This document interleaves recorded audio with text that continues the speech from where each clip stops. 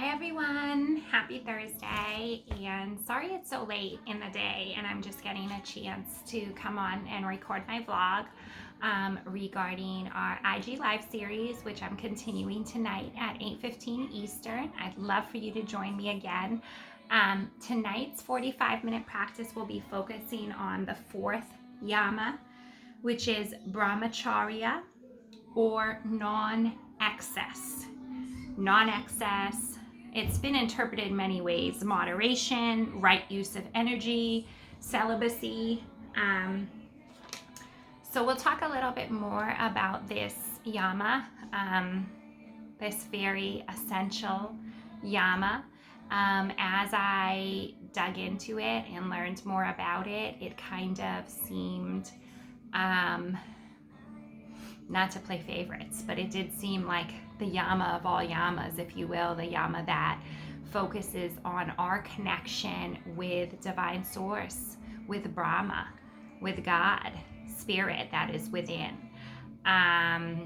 So it's kind of, started out to, or it's kind of evolved into a narrower concept or definition. Then I think as I did some research and went down a few fun rabbit holes, I learned a lot more about it and what it means and how to practice it and what it encompasses.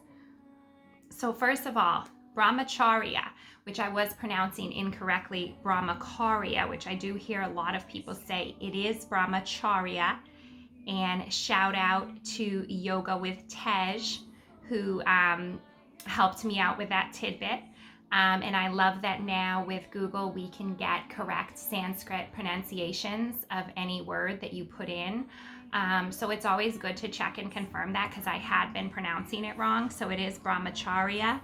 Brahma is God. Charya, chara, means one who is established in. So the direct translation is one who is established in God. I just love that translation. I love what it means. So in the early Vedic days in ancient India, often they would talk of the union of yoga is yoking oneself to the chariot which is Brahma or God in divine consciousness. So always yoking, attaching oneself, finding that union with that divine consciousness, that we might live lovingly and compassionately, and eventually, be able to have moments of bliss that we're present and aware for. So I love the idea. I love the concept. I think it's important to have kind of like a practical application with concepts like this that tend to be very philosophical, if you will. Like, how do I practice that, So modernly, we have interpreted Brahmacharya to mean non-excess. Always not taking more than we need and not giving more than we have, right? Only committing ourselves to what we're able to do, not overcommitting ourselves and feeling overwhelmed or burdened, right? So right use of energy, being able to check in with self, know where my energies are, know what I'm available to give and what I'm just not available to give, right? So that's right use of energy, right use of our own energy. Of course, it applies to others and people we're in relationship with as well. So again, as with all of the Yama, as I've discussed, we apply these concepts with self first. That's always where it starts, right? Because the way we talk to ourselves is the way we talk to the outside world, right? So it's important to bring things into alignment. And if we're treating ourselves,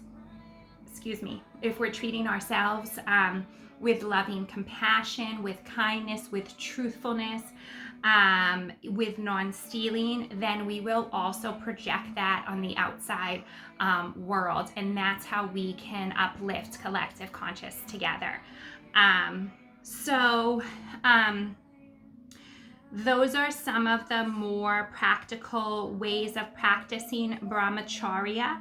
Obviously, being really aware of our needs, checking in with our needs. It's something we do in our yoga teacher training on a daily basis, checking in with our subtle bodies, our mental, our physical, our emotional, and our spiritual.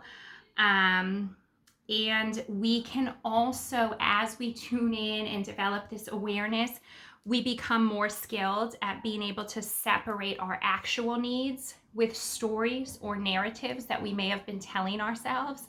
And as we, again, fine tune, if you will, our awareness, we're able to recognize those stories.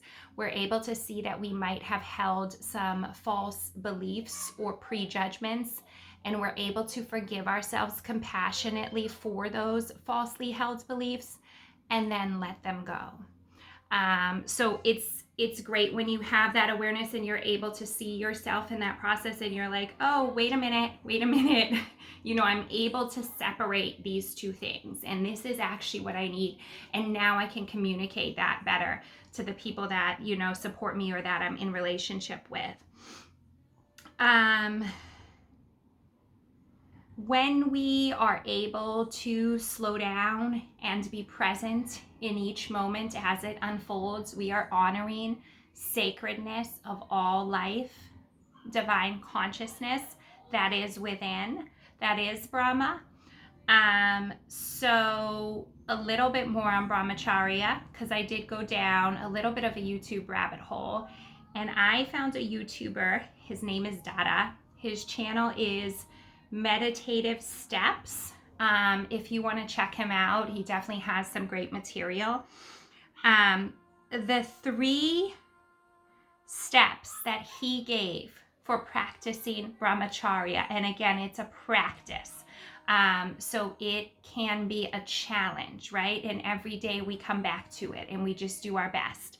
So the 3 steps that he gives is number 1, letting go of the desire of result of action. So whenever we do something, we do it because we desire a certain end result to come of it, right? And what he suggests is that we offer the fruit of all actions in service to the divine and to collective conscious. And with that way, we're renouncing the desire for this expected result. And in that way, we are becoming non-attached, right? The second point he makes is to realize that in everything you're doing, have the attitude, it's not me doing it, it's divine consciousness through me doing it. So again, taking out this ego, this identity, this need to be attached to our actions or results, for whatever many motives that people have, right?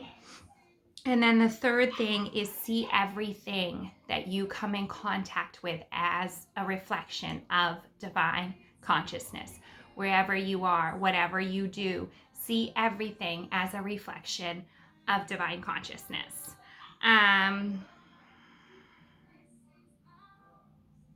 So I love that. I love offering the fruits of our efforts up to the divine and being able to just do our best and letting go of the end result. I think that's a very beautiful practice. I do recognize that it's very difficult as we become attached to our passions and our dreams, right? We do, we are human beings. We do have analytical minds. We are going to look for some sort of end result. But I do think, again, awareness is the first step. So saying all of that, tonight we are going to be doing a Brahmacharya inspired practice, practicing all of the prior yamas that we've already worked with, ahimsa, nonviolence, satya, truthfulness, asteya, non-stealing, and tonight Brahmacharya, non-excess. So doing what we can do in every moment, putting your best foot forward, showing up on your mat, showing up to practice, even if that's all you can manage tonight. That's your best and that's enough. So we're going to have a loving, nice, soulful flow tonight, 8:15 Eastern. I hope that you'll join me. I did post last week's live. I'm sorry that I posted it late. I totally foofed on that and thought that I had already posted it, and I hadn't. So I apologize, but it's there now, and I'm looking forward to seeing you guys tonight. Have a wonderful rest of your day and rest of your week. Namaste.